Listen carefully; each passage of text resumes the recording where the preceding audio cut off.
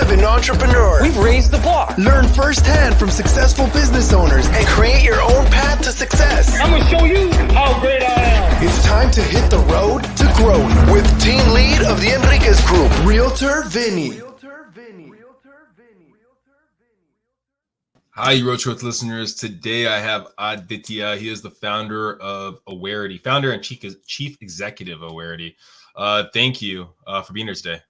Hey, thanks for having me on, Vinny. So yeah, I mean, let's dive a little bit deeper into Awarity. I mean, from what I can tell, I mean, you're using kind of like the Roku and all those kind of platforms to market people's brands out there.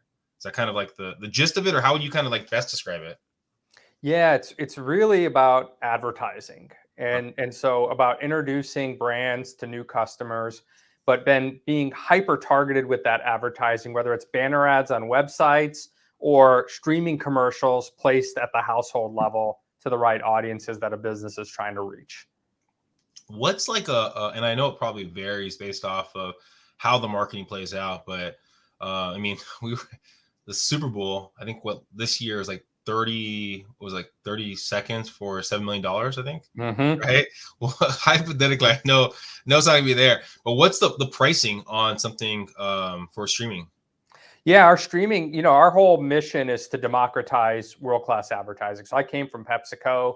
I saw how when you layer top of funnel awareness building advertising on lower funnel tactics, that could be pricing, promotion, it could be what you're doing in store, it could be your service model, whatever that is. When you layer that top of funnel advertising, it makes a huge difference.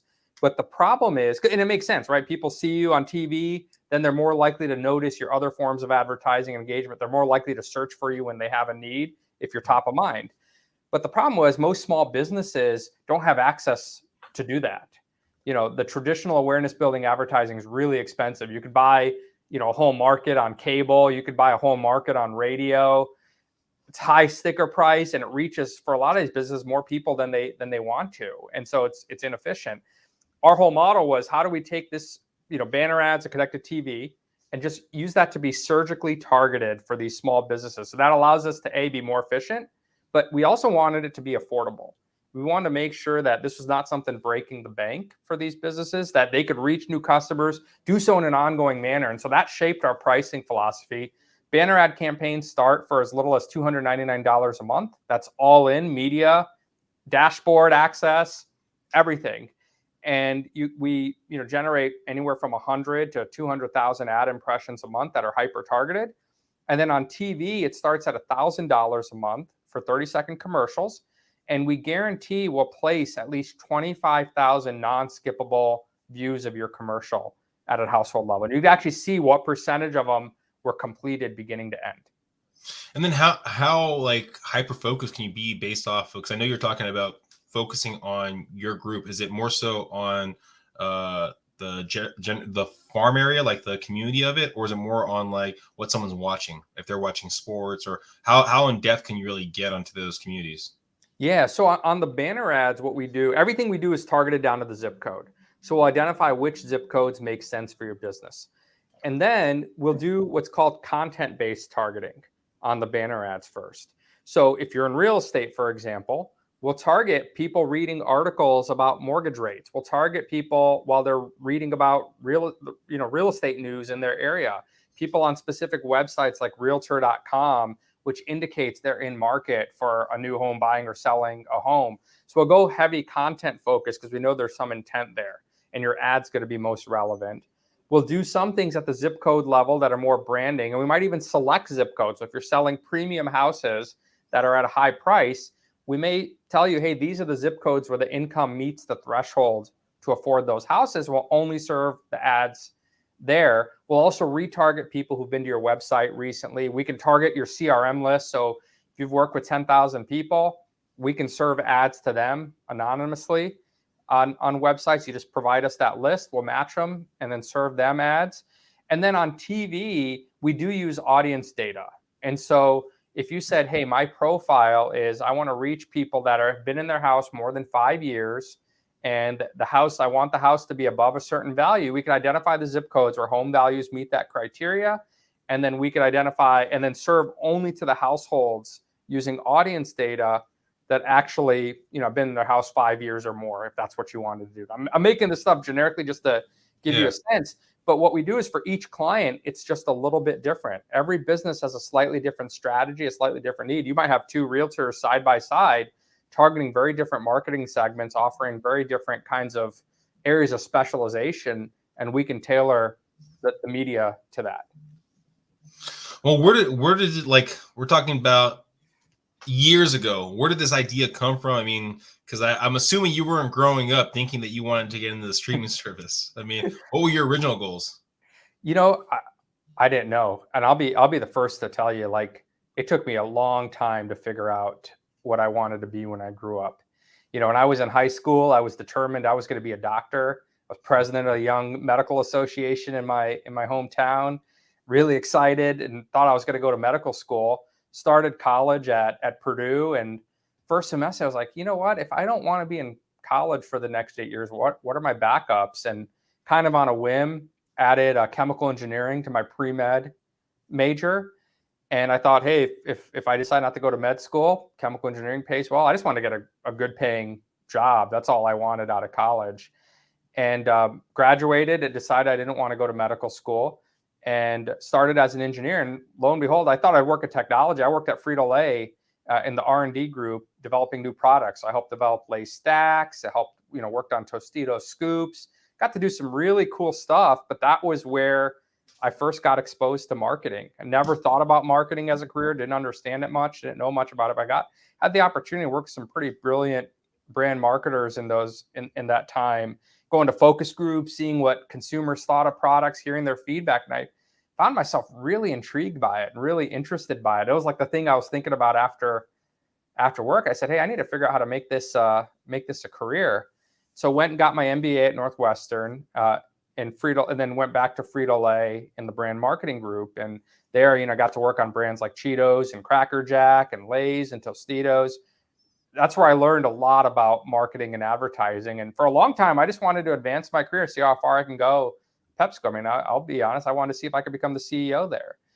And I think it was during that time period, PepsiCo is great. I learned a lot from PepsiCo, and I think both personally and professionally. But I started to realize I just had this bend to try new things. I wanted to always be trying and to do new and different things. And that's what I was doing at PepsiCo. That's when I was at my best, is when I was helping develop new capabilities. A couple other things kind of happened at that time that helped kind of inform ultimately getting to Awarity. One was I saw that comment I made earlier. I experienced it firsthand, where if we had TV advertising running, we would actually see better lift on our pricing discounts than when we didn't have TV advertising running.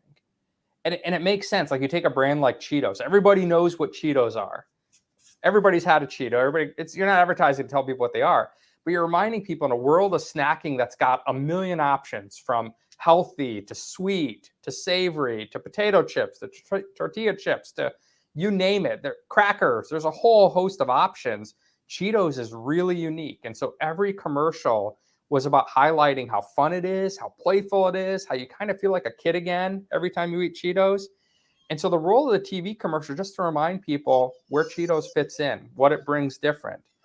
And then what we would see is, consumers thinking, oh yeah, Cheetos, I haven't had those in a while. Then they go to the store and they see it on merchandising, like, oh yeah, Cheetos, I was just thinking about it. Then you see it on sale, like, you know what, I'm just going to buy a bag. Versus if you're not thinking about it and you go in store and see it, you're just going to be less likely to notice it. And so I experienced firsthand, and we ran a lot of complex marketing mix regressions that proved this out, that said when you have awareness building advertising, everything else you do actually works harder. So that kind of got filed and put away as kind of a core tenet. I got hired by a private equity group to run a startup, and I left Frito-Lay for that.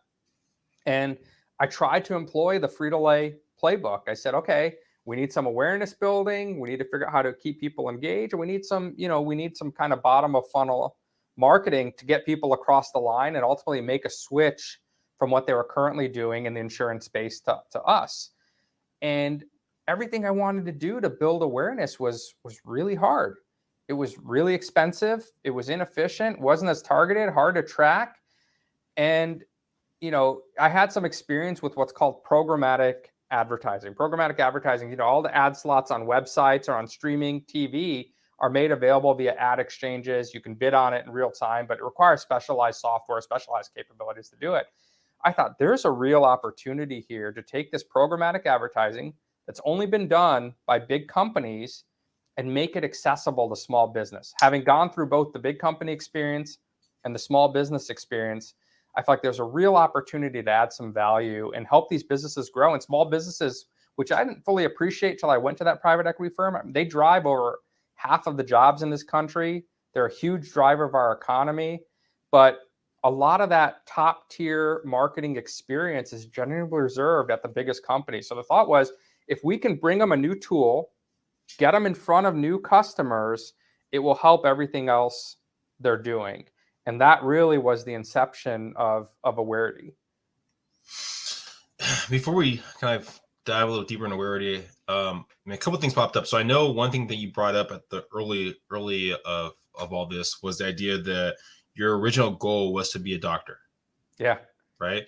Yeah. Was that, so what happened there? What happened to the transition of having this goal to be a doctor and then get into marketing? Because it seems like it's two different drastic fields. What happened there on that change? I think personally, and I commend the people that have it figured out. It took me a long time to figure out what I really enjoyed and how I was wired. And I think it was just a journey of self-discovery, if I'm being honest. I think I have a lot of friends who are doctors. I commend what they do. I have a lot of respect for what they do. It's a lot of education. It's a lot of responsibility. But I think for me, a big driver was I wanted to set myself up for some kind of financial stability. And that probably was a bigger driver on why I wanted to be a doctor versus knowing that whether I loved the field or didn't love the field. And I think as I got into some of the coursework and pre-med, I just didn't find myself as excited about it as I was about the business courses versus the business courses I took. And I think that was kind of the prompt of that discovery. I think a lot of it was just driven by me pursuing where I thought there was the most economic upside. Heck, I picked chemical engineering because I saw it was the highest paying engineering field. I didn't really have many other reasons. I didn't know much about what chemical engineers did. That's why I picked it. And I think as life kind of progressed, got some of that financial stability I wanted, I started to really think about what excites me and what drives me and what gets me excited to go to work in the morning. And it was really working on marketing and working with the marketing team. And I knew when we had a focus group, I was popping out of bed. I was really excited to go hear what customers thought of this idea. When I had meetings with the marketing team, we're talking through strategy or pricing, I was really excited to go to those meetings. And I think after getting kind of that baseline, kind of out of college on my feet, then I started thinking about what do I really want to do? What do I really enjoy? And it just wasn't something I thought about before, if I'm being honest. And then what was the process? Like you talked about financial security, right? Yeah. So you're working for some big companies, you're getting probably that consistent paycheck, and now you're thinking about the idea of starting your own brand. Yeah. How did that financial security that you're kind of hoping for as a younger gentleman kind of play out during that transition process? It's a great question, and it wasn't easy. So we had a mortgage, 2 kids. My wife was home with the kids at the time. So I was the only one kind of, employed as far as earning a financial living. I think what happened was I left that private equity group. I wanted to do something. I interviewed with some companies and I just could not get excited about going back. And I think that was just me learning about myself, what I enjoyed. I enjoyed that experience so much. I was like, I want to do more of that.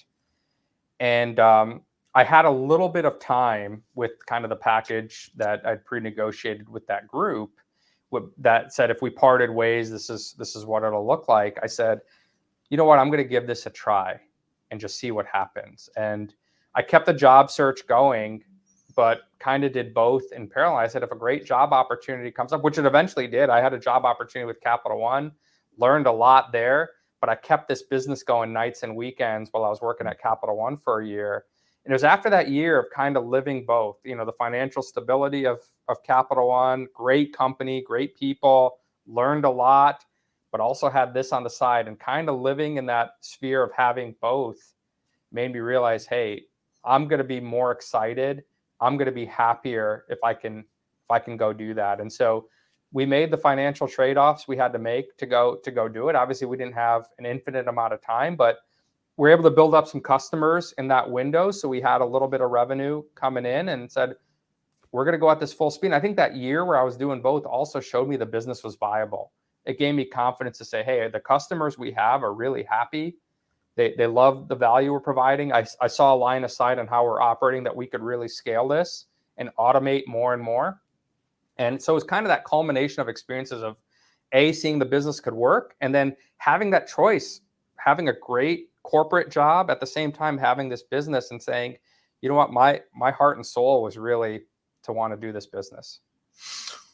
What was the conversation like with your wife? And I mean, because it's, again, a mortgage, 2 kids, Yeah. I mean, giving up basically that steady income. So what was that conversation like when you said, hey, I'm going to quit this other one and go forward with Awarity?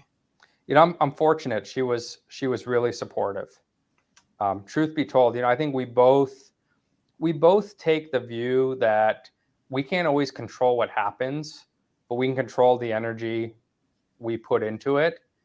And I think she saw the passion. I think she saw the excitement. I think she also saw that over the course of the year, we were doing both. Like, we had some success on the business side. And I think it was one of those things where she also felt like, if we didn't give this a go, we're probably going to regret it if we don't. But it's not easy. It wasn't easy. We had to make personal trade-offs. We had to make sure we had money put away. We had to do cut back on a lot of things that we didn't necessarily want to cut back on. And even then, it wasn't easy going for a while. But, you know, I'm really glad we did. And I always thought, you know, I think one of the things about entrepreneurship that I had read, and it really resonates, is a true entrepreneur isn't afraid to lose it all. They believe so much in what they're doing. They're not afraid to lose it all, because they figure they'll figure it out if that's what happens. And I think we just had to embrace that, hey, we'll figure it out. If things don't go the way we want, we feel like we'll figure it out. And that's kind of where we landed. We held hands and kind of went forward. And, you know, around that time, our youngest son started preschool. So she was actually able to help get involved with the business as well. And that was a huge asset to have another person helping us push forward. Was there a moment in time when you felt that you made the right choice, that like you were successful in your eyes? You know, yeah. I don't know if there was ever a single moment. You know, I feel like it's always a little bit of a roller coaster, even when things are going really, really well. I mean, Inc. magazine named us one of the fastest growing companies in the Southwest just a couple of months ago.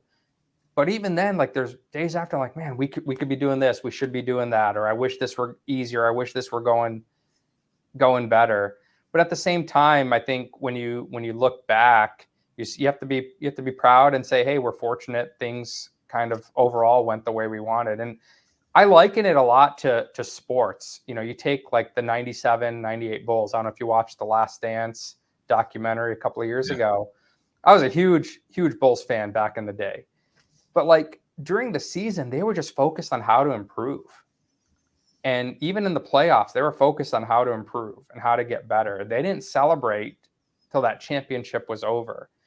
And I think that's a lot what this is like. It's like every day I'm just so focused on how we can get better and where we're going next that I have to remind myself to kind of look back. And I think that's probably why I don't have a lot. I think there have been plenty of moments where I feel really proud and I felt like we passed the milestone for sure. And there's a few of those. I think as we started to build a team that I could see was pushing us all together in the same direction, pushing me, that felt like a big milestone. I think when we started to see some bigger companies working with us, that was a big milestone. When we started to see, small businesses signing up with our platform a lot faster and easier than ever before, that was a big milestone. So there's definitely been some big contracts signed, definitely milestones I remember. But it's like even today, I'm thinking, okay, we're here. What's our pathway to quadruple the revenue in the next couple of years? Looking back on, where you are now compared to where you've come from, what do you think has been like the biggest struggle or work through in kind of getting here? You know, I'm going to use a word, but I think there's a lot of qualifiers on what it means, and I'll explain why. I think it really comes down to confidence. And when you're selling something to anyone, and look, we're all in sales. Everybody's in sales all the time. Even when I was an engineer in R&D, I was selling ideas. So we're all in sales all the time. And I think ultimately what people buy on is a belief in the person they're talking to. And so whether that's, trying to recruit people to our company or talking to customers, I think emanating that confidence, and that confidence has to have substance behind it. So confidence isn't just you have confidence for no reason. You have to believe in what you're doing. You have to believe in the results we can drive. You have to believe in the people that are going to help make it happen. You have to believe that you're going to figure it out when an unexpected issue arises. And I think for me, there was a lot of time, even though I was always, people would always say I was a confident person, I think I was probably still looking for a little bit of external validation. And it wasn't until I worked at that private equity firm and left that private equity firm, it finally clicked for me that confidence just has to come from within. It's not going to come from somebody else. It's got to come from within. Is something I've talked about so many times on this podcast, is either people go towards pleasure or away from pain. I mean, the confidence, how do you get there? Is it, okay, these are my successes, this is why I can do it again? Or it's like, I need this confidence. If not, my family's not going to eat. I mean, where does that confidence come from? Yeah, I think it's a culmination of things. I was fortunate. One of my mentors early in my career was the president of Quaker Oats, Mark Schiller. And he told me, as I was trying to figure out how to transition from being an engineer, getting into the business side, I wanted to become a general manager. One of the things he told me that stuck with me is develop a hip pocket skill. Yes, you want to be a general manager, but you got to know a subject. You got to know a discipline of the business exceptionally well to anchor all the conversations you're going to be in. You're not going to become an expert in everything, but you got to know how to become an expert in something. Mm-hmm. And I think having that is an anchor of confidence. If you feel like you know something well and you can stand up to questions and you can stand up to different perspectives and adapt with different perspectives and also know where to push back, if people can look to you like a subject matter expert because you've really put the time and energy to learning that discipline, that's a key component of building confidence. And then I think from there, that success and those wins, they continue to build on each other. And as you build them over time, you start to believe, hey, you can do things. I'm more confident of some of the stuff we're going to do in the next couple of years today than I would have been a year ago, just because of the wins we've had along the way. Have told me, wow, we have a really great chance to accomplish those things now in the next couple of years. Where do you see the company? Like if we're talking from 5 years from now, where do you see the company going? I know you've kind of built all these milestones. You're talking about everything you accomplished. And where do you see the company going in the next 5 years? Marketing is an area that a lot of businesses struggle. I don't think anybody feels like they have a great handle on their marketing, if I'm being honest. And that includes big companies. It's an area everybody wants to continue to try better. There's no industry standardization. There's no one size fits all approach, no rule book that everybody can pass to be good at marketing, because it's this complex combination of the 4 P's: price, product, promotion, placement, that all have different shades of gray that you're trying to get to work together. What we want to do, if we want to make world-class marketing accessible to everyone, if we want to democratize the advertising industry, we're investing now in helping businesses understand more than just the top of the funnel in their advertising, but everything they're doing and how it works together. So I could show you an ad for, say, a vacuum cleaner today. You may not buy that vacuum cleaner today because you've got one that's working just fine. But in 9 months, when your vacuum cleaner breaks or the feature we showed you just comes in to be useful 9 months from now, then you may drop what you're doing and buy a new vacuum cleaner. How do you give credit to that ad that you saw 9 months ago? And I think we're in this world where everybody wants to make decisions based on data. But how do you get data on how I made you feel 9 months ago? And so we're working on some solutions with looking at Google website data, Google Analytics website data, what we can extrapolate from that, looking at different channels of marketing and advertising, what we can extrapolate from that, put together other data points to help businesses see the health of their brand across the full customer journey and where they're doing well and where they have opportunities across the 4 Ps, looking at competition. What I'd love to see is that in what we're building towards is that in the next few years, we'll be able to serve as kind of a one-stop shop for everything a business could need from marketing, not just executing it, but constantly measuring and optimizing that. And that's using big data, using AI, using simplified UI and reporting to help make sense of what people are seeing. That's our vision, is to take this complex problem of how do you optimize your marketing and try to make it easier for businesses to understand and optimize against. Where do you see the changes happening in the market? I mean, we're talking about streaming services are probably more watched than most like cable channels, AI with ChatGPT and other platforms that are kind of popping up across the board. I mean, where do you see the changes happening in the next 5 years?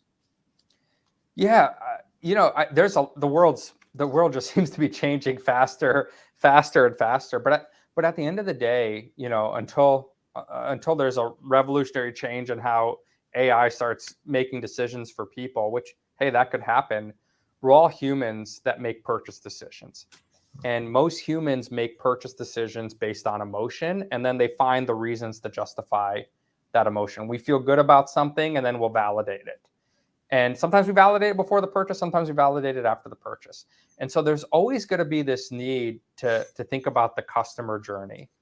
What we would love to do is, instead of have these businesses just think about cost per conversion or cost per lead, which are important metrics, think about that full journey and how their business is helping customers across that full journey up to the point of purchase. And it's bringing back the art of marketing during a time when, candidly, some big tech companies have ruined it by saying cost per conversion is the only metric that matters and discounting everything else that's happened before that. So the way I see it is, we'd love to use this data, tech, AI to bring back that marriage between how customers engage and want to buy to how businesses want to sell, and make that more seamless.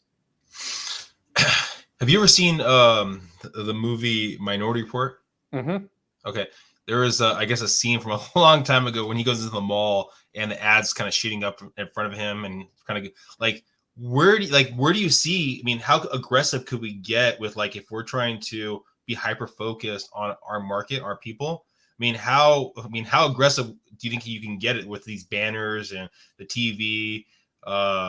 Maybe even if we're wearing Oculus and so on and so forth. I mean, where do you see that kind of going down the road? I know you don't have a crystal ball, and I'm just kind of curious.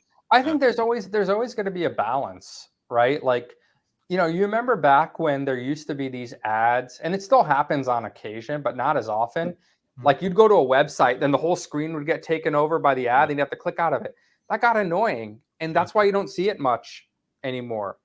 There always has to be this marriage between a good user experience, but recognizing that ads sometimes pay for that user experience. I mean, the reason most websites are free is because of ad-supported revenue, which always kills me when people use ad blockers. It's like, do you want to pay for that site, or do you want to see it for free? Because if people start using ad blockers, then those sites are going to have to find another way to generate revenue.